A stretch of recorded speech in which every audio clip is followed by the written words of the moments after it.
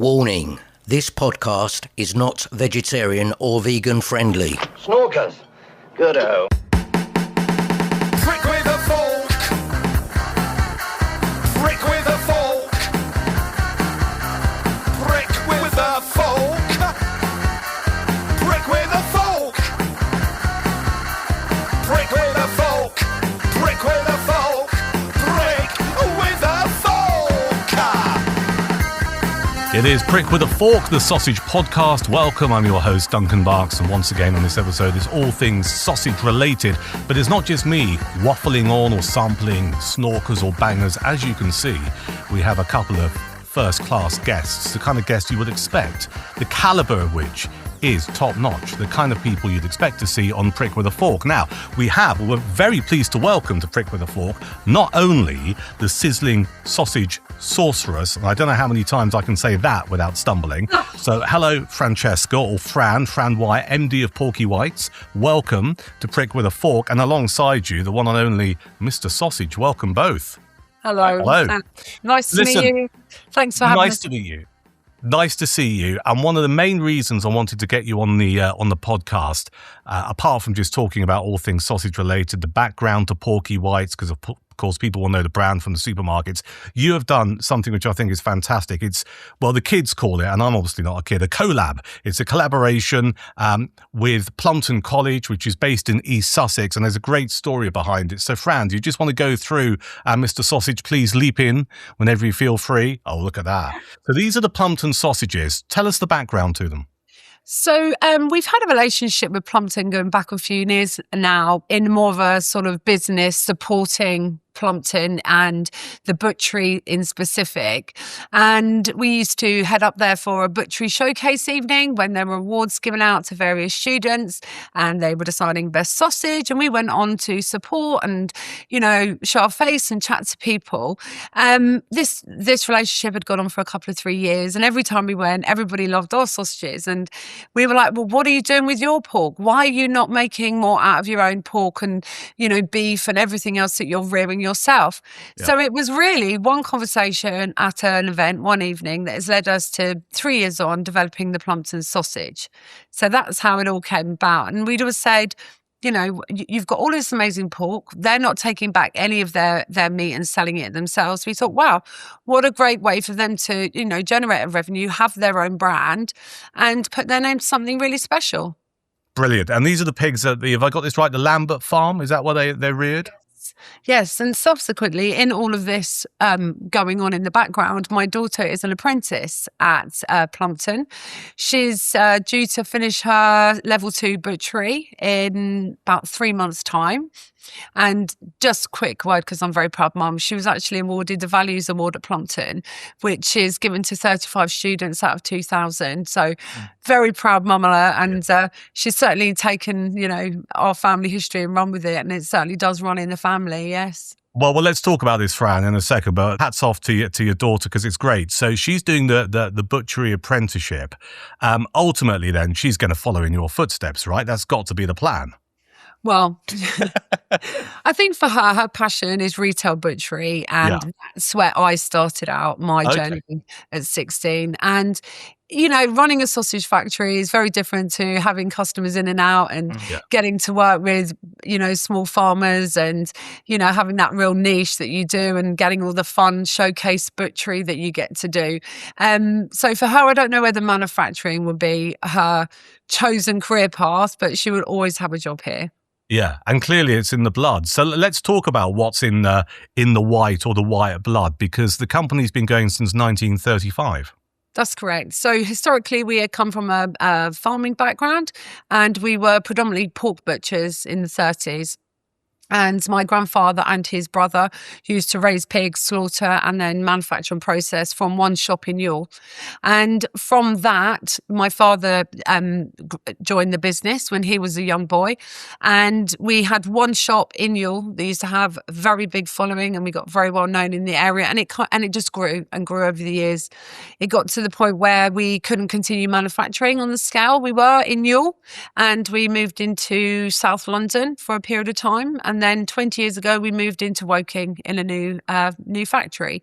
Now we don't have any butchery at all. We are just processing. But yeah, the dream for me is to retire and get my daughter a butcher shop, and then I can go back to playing around in the butcher shop but doing all the nice things. Yeah, well, let's talk a bit about you. How did you actually get interested in butchery in the first place? So we grew up in the shop, from a very, very young age, probably 4 or 5. My sister and I used to go to Smithfield Market and buy the pigs. And my dad, we used to go down in the Land Rover with Grandpa to go pick the pigs up. And on the way back, we would sit in the back of the truck with the dead pigs.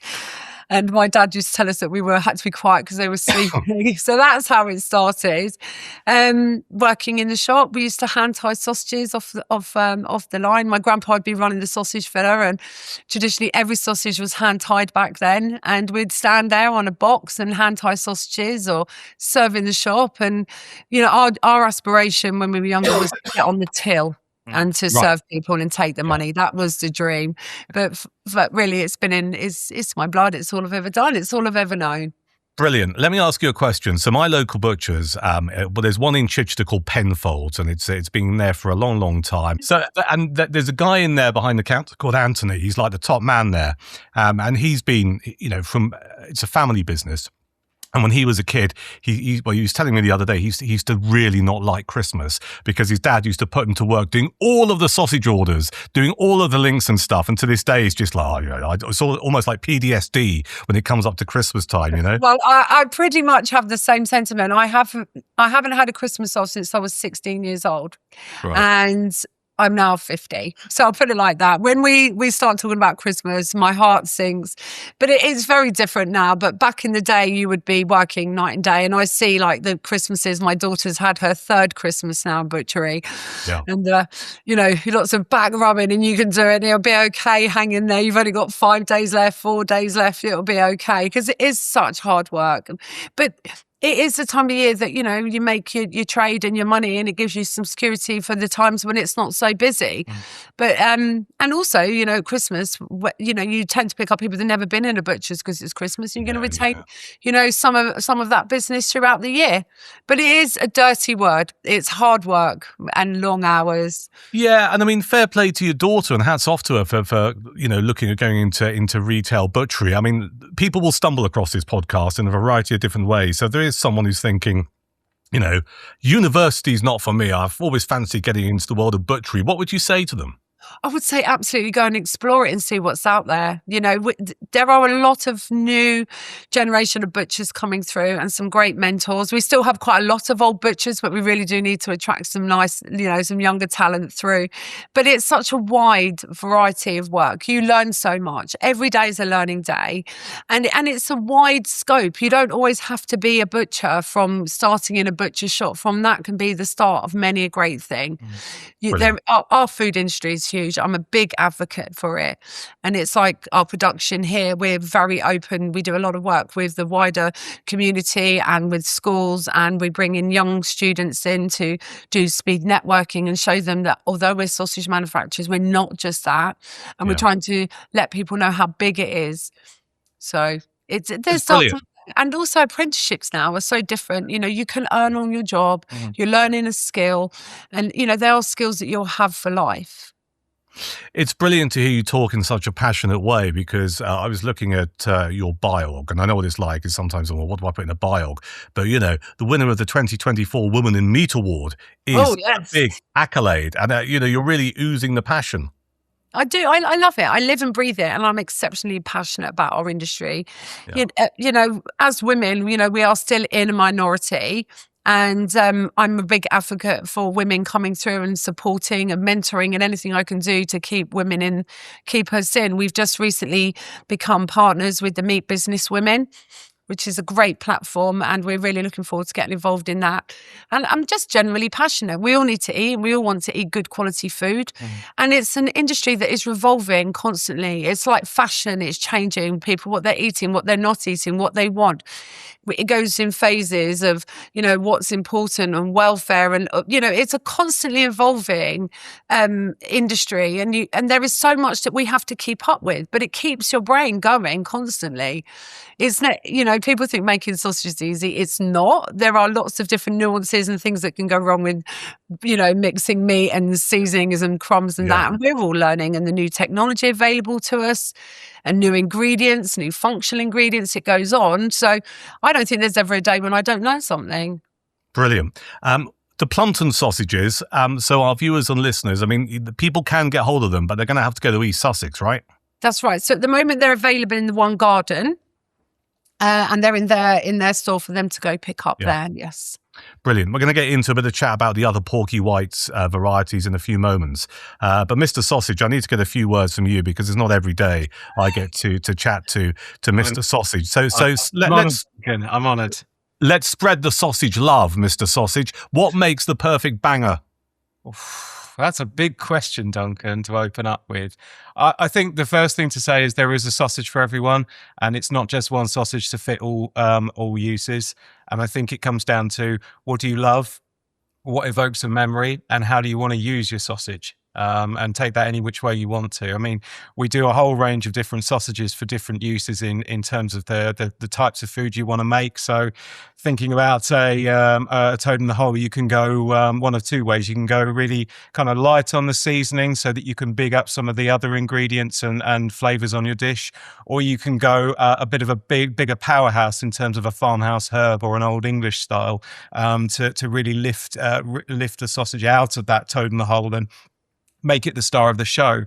But I mean, you can take the sausage meat out of the skins, or just buy plain sausage meat and craft your own thing, whether that's a pork burger, a pork meatball, or whether you want to include it as part of a meatloaf.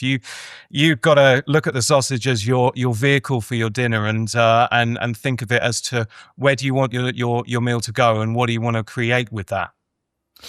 For our viewers and listeners who are kind enough to listen and watch this podcast, who might have seen Porky Whites on the shelves of their supermarkets and stuff, but some people might not be too familiar with the brand, who are the stockists? Where can people get hold of them?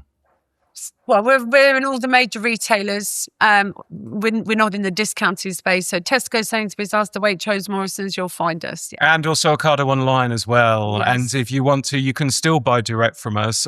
Just telephone or drop us an email, and we can organise courier deliveries direct to you. That said, it is a bit challenging on the courier side, but we do our best to make sure they arrive in the best condition possible. Right, let's go through some of the Porky Whites range. What can people buy in the supermarkets? So we actually have about 14 different products that sit in retail, not in every single store. So you can buy our flagship one is our Surrey sausage, which actually the recipe was originally developed by my grandfather. It was what he liked to call spicy sausage, which was a sage base. And nothing other than the salt has changed in that recipe since the 1930s.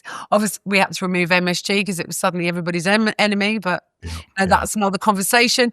But that is the real base of our sausage, and that's blended with honey and lemon. Can I just say, and this is going to sound really dodgy, that was my gateway sausage to the Porky Whites brand. I first came across it in a farm shop in West Sussex, the Surrey sausage, and I thought, not seen those before, bought them, and it opened up my world to Porky Whites. So the Surrey sausage is like my gateway sausage drug to your brand. Oh, all right, so what are the other varieties? So we sell chipolatas, we sell a farmhouse, which is a twist on we're actually trying to do a bit of a homage to the old school original butcher's style sausage, which was a very classic old English twist, which is our farmhouse sausage. We have burgers, which is a steak burger, which is seasonal in Tesco's. What else do we have? We've got the traditional as well, which is kind of the lighter season one. So it's lighter in flavour, but very meaty as well. We've also got our Porky Whites range, which is 50% lower in fat variety compared to the likes of Surrey, which is based on a Cumberland flavouring, and also is very high in protein due to the lean cuts that we use as part of that. We've also got a traditional hog roast and hog roast and apple variant, which is also available in selected Tesco's. What else have we got? Meatballs. Swedish style meatballs, which we sell in Ocado. So yeah, we have a nice range of products that we put through retail. I mean, we're not just retail though. That's been a big thing we've been driving, out there, that we do supply a food service and wholesale side to our business, and that sits separately, and that's where we see our future growth as well. And in that space, we work in the more butcher style traditional sausages, natural casings. We have different meat contents in that space. If you ask me what makes a perfect sausage, I would always say 82% meat. And it's you've been looking at my questions. I'm going to ask that in about 5 minutes' time to wrap up the podcast. But yeah, let's talk. What is it about the pork content? Was it 82%? Is that your benchmark? That's right, because my grandfather always believed it was the right blend of your lean to fat ratio, and he used to call it hands and bellies, and it's shoulders and belly of pork, and that was always the blend to get the right succulence. For me, I'm not a fan of a sausage that contains anything above 90% meat, because I think you might as well just have a pork chop. Because for me, it gets a lot leaner, and it gets a little bit, not leaner, but it gets a little bit drier. So I've always figured out that it's always about the succulence and the balance that the blend of the meats make. So our sausages contain belly of pork, and it contains either shoulder or a trim that's 80% lean and 20% fat. And that is the blend that we always use. This is really interesting. So we do quite a lot of sausage sampling on this channel. There's a guy who joins me from time to time called Rosa, and we like a higher pork content, sometimes 90-95%. But you're absolutely right, and it's great to hear you say that, because I sometimes find myself going, yeah, this is a real chunky banger, but actually it can be dry, can't it? It can become too dry. And I'm not an expert, but I'm an enthusiast, and I make some sausages from time to time, and I know when I've got it wrong, when it is a bit dry. And this is an educational talk, Fran, because actually I put too much pork in. That's what I do. Yeah. You need to have breadcrumb as well. Yeah. And your water and your seasoning. They're the components that make it up. But it's not just your pork, it's the blend you use. Because a belly is probably 50% fat and 50% lean. Yeah. And then if you go up to like a shoulder, it'd potentially be about 80% lean meat to 20% fat. And it's that mix that gives you the succulence in your sausage. And one of the big things, I'm going to get on a roll here, sorry. Right, crack on, it's great. It's, my biggest bugbear is the way people cook sausage, right? Yeah. We still make sausages the same way my grandfather did, right? We take our meat, we mince it, and then we mix it. And then it gets further processed and put into a casing, and then etc. Yeah. But people are putting everything into an air fryer. So you're taking a product out of the fridge, so it's chilled. Yeah. You're putting it in a little basket, and you're whacking it into the air fryer at 180 degrees, 15 minutes, and they are cooking the life out of the product. It's a form of arson. Right, let's not muck around. Torture. It is arson. And then that's it. And they come back and their skins have split or something's happened, and they're like, oh, the casings are rubbish, or they're chewy, or we can talk about casings in a minute, while we chose to move some of our business over to a collagen casing. Yeah, we've got to have the casings chat in a second, because it can be a vexed issue. It's a very emotive issue, which is casing. I'm very aware of that. But, people, they treat their sausage really badly. So when I cook sausage, I put them in a frying pan with a little bit of oil, and I cook them really slowly, and I don't have a casing burst. I just really treat them well. But we live in a world where everything has to be quick. Yeah. And, you would never take an expensive piece of beef out the fridge, right, and then put it straight in the oven. You'd let it go to room temperature, and then it's going to perform really well for you.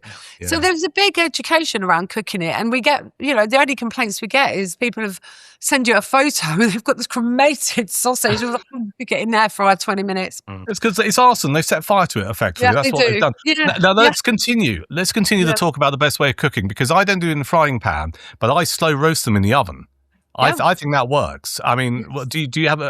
So in the frying pan with a bit of oil, that is your preferred choice. My personal choice, because never frick it. Never frick the sausage. Never. Well, that was because they used to be called bangers, and that goes back to the war where there was no control about what went in, and it tended to be a lot of the fattier, cheaper cards that they were putting in. Yeah. And of course, when you've got your casing, it's holding everything in for you. It's like that's the thing that's holding it all together and the integrity of your sausage. And then if you put a fork in it and prick it, all your juices come out. Yeah. And then you'll go, oh, my sausage is really dry, or it's shrunk. And it's like, well, you put a hole in your sausage casing. So let's just go through the. So we agree that in the frying pan, that's your preferred method. Yep. I stick them in the oven and effectively slow roast them. Air fryers, frankly, is the work of the devil. Right. Where do you stand on the grill? Oh, we cook here a lot on a George Foreman grill. Yeah. So we have to validate everything we say about our cooking process. So we use big fan-assisted ovens. We have a grill. We do have an air fryer, don't we? And I would say air fryers are the work of the devil unless you manage your temperature and you're willing to check on your sausages and turn them. And that's the point, that whatever you do with your sausages, it's about patience and giving them the time and giving them your attention. That's the thing about it. Because I've got 2 small kids, and an air fryer is like a godsend for cooking on time constraints. But you can do sausages in an air fryer if you turn the temperature down and are willing to go back and forth just to check them and turn them, and they do turn out fine. It's just about that patience and attention to it. Yeah. I'm fascinated by your use of the word emotive, Fran, when we talk about casings. So, I just want to go back to another cooking method for you. Go on then. Yeah. So have you ever boiled your sausages before you've barbecued them? Oh, yes. Barbecue. Yeah. You can do it with any time you have your sausages. So you can boil all you do is bring a pan of water to boiling, drop your sausages in, and then you bring it to a simmer, and then they float to the top. Then they're cooked. So technically, you've cooked your sausage. Then you can, if you want to put them on the barbecue straight away, you can take them hot. But you can chill them instantly and put them in the fridge and cook them the next day. Didn't know that. Great tip. Thank you. Absolutely. I think it's let's get emotional. Let's get emotional about the casings. Yes. Right. So Mr. Sausage here, and I had an email exchange a while ago because we sampled some of your fabulous Porky Whites, and we were like, I'm not sure about these casings or this collagen going on.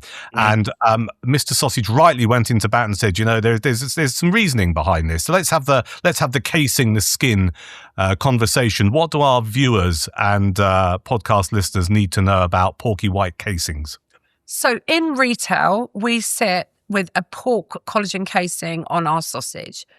That's not driven by price, but it's more driven by being more, I've lost the word now, Paul. What's the word? Consistent. Consistent, yeah. And also being, not overcooking them or damaging them when cooking, because the only complaints we ever got about our sausage was the casing was tough. The day we removed the natural casing and went to collagen, we probably had a handful of people say, why have you done that? And we do not get any complaints about our casing. Collagen has been around for years and years and years and years. It's not new technology. It's not unnatural. It's a natural ingredient that comes from the pig or your beef collagen, whatever you want to use. So it is a natural product. We're not putting anything synthetic on the product, but it's natural. It's not a price-driven thing either. It's, pork collagen is just as expensive as a natural whole casing. Right. But I do love whole casings, and half of our business runs off a natural pork whole, a whole casing or a sheep casing. But it was really a decision made to eradicate complaints, also consistency in cooking, and also uniformity, and also speed. Yeah, of course. So I'm going to say something that you can't say, and you might want to nod or you might not want to nod. But basically, if you're kicking off about collagen casing, you probably need to make sure you can cook sausages better, because if you could, people would naturally, you'd be providing the natural hog casings or whatever, but you had complaints from people who are just going, oh no, it's not working. I've split my casing, blah, blah, blah, blah, blah. So you decided to go down the route of collagen. Is that right? Well, that wasn't the only reason, but I think, we were really, during COVID, it gave us an opportunity to move our business into a fully automated business. So historically, we packed all of our sausage by hand. Every single sausage was packed by a person into a tray of 6. During COVID, we were able to take advantage of the COVID loans that they were given out by the government, which ordinarily we would never have had access to that kind of funding, which enabled us to buy a machine that we could then pack without any hands touching, which revolutionised our packaging and our efficiencies. Whilst it's absolutely great to pack a natural casing into a tray through an automated machine, it does work better with a collagen casing. Every single sausage is exactly the same size. When you have a natural casing, for example, it's from an animal. Every animal varies. No pig's fat ratio is the same. Not every meat is as tender. It will all vary. And with the natural casing, your gut varies. So you can have guts at this diameter. You can get guts with a lot of holes in. So when you're running out your casings, you know your downtime can be huge because you're constantly changing your casing because you may have some that are damaged. Things like furs appear on the outside, which is in line with the gut. So when the sausage runs out, it can appear that it looks like it's got almost like a white fishnet over it. That visually is unappealing as well.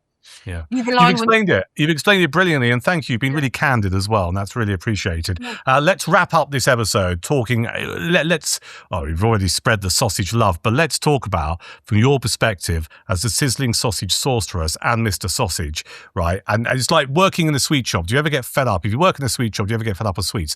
You work effectively in a sausage factory. You're coming up with new sausages. You know, you're coming up with new varieties and stuff. Presumably, you still enjoy a banger when you get home, right? I enjoy banger every day. That's a ridiculous question. Right. Sausage every single day here. I haven't asked the question yet, and this is the question. The question is this: I want from both of you your definitive sausage-based meal, or the best way to have a sausage. So, for example, you're having a banger a day, maybe because you have to sample or whatever. But it's a Saturday evening. You're thinking, I fancy some sausages. What are you going to do with them? Right, for me, all day long, it's a Surrey chipolata. And I want to dip that Surrey chipolata in some melted camembert. Oh my God, that is filthy. It's disgusting, but it's so good. I actually got this craving. It was ridiculous. I went out to Tesco's at 10 o'clock at night, bought my own chipolatas. I've got to ask this question. You're the managing director of Porky Whites. You don't have a stack of your own sausage. Maybe some in the freezer, but not... Exactly. I'm like a builder. The house is always a mess and it needs work. I actually do buy my sausages in the supermarket if I haven't got them, because it would absolutely destroy me not to have them with like roast chicken on a Sunday, or with pork, or my stuffing.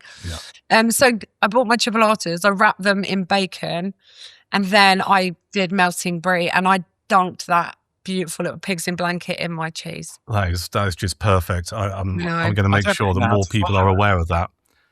Well, sausage rolls are a good one, Paul, with the amount of sausage rolls we've been playing with. I mean, mine's twofold. It depends if I've got the kids with me or not. And I've got two young kids, one's 3, one's 7. So they're quite particular about what they will and won't eat. So if we've got the kids for dinner, then sausage pasta all day long. It's amazing how far even 4 sausages goes with kids and a sausage pasta.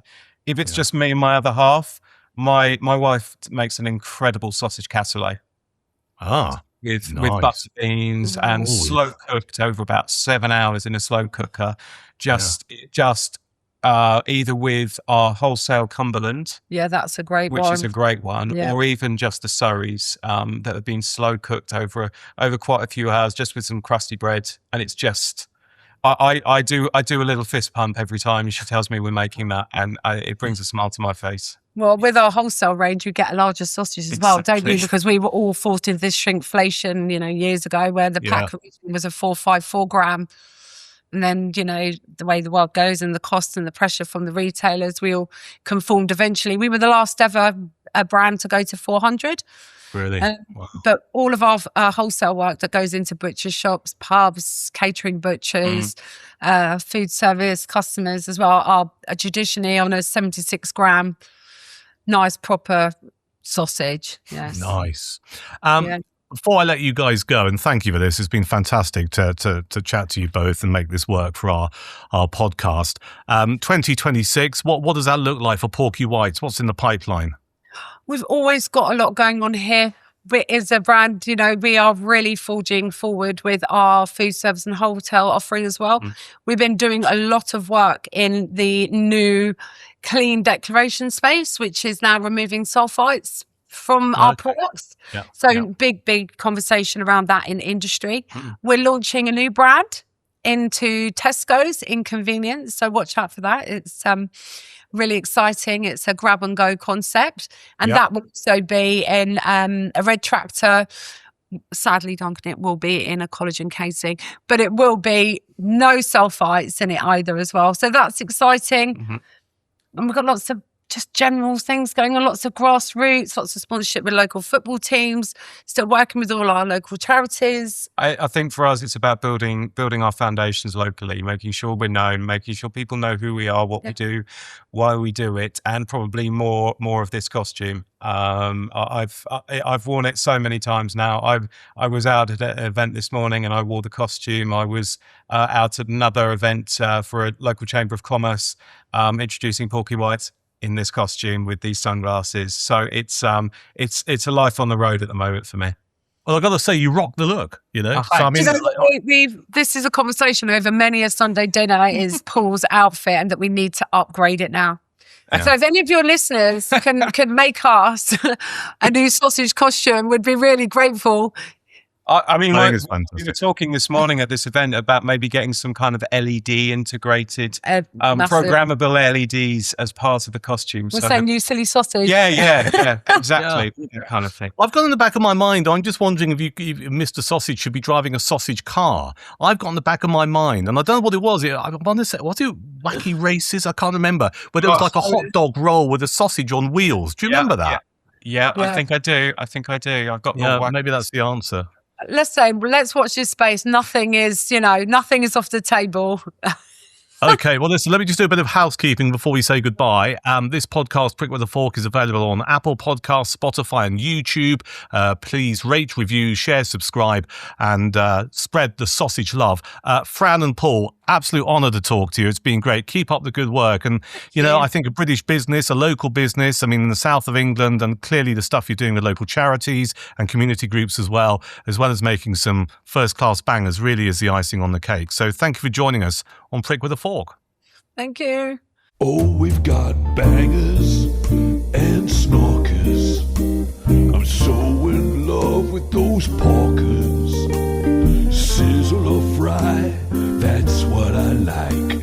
As long as it's real, you'll never butcher my pride. I love my blood sausage, whether black or white. I'm like a hot dog in mustard. Since a new way of stuffing I've discovered. Oh, bratwurst is fine, bratwurst delights. Cumberland rocks with an onion side. Salami, boudin, Savoy, I'm a pig hog high, oh yeah.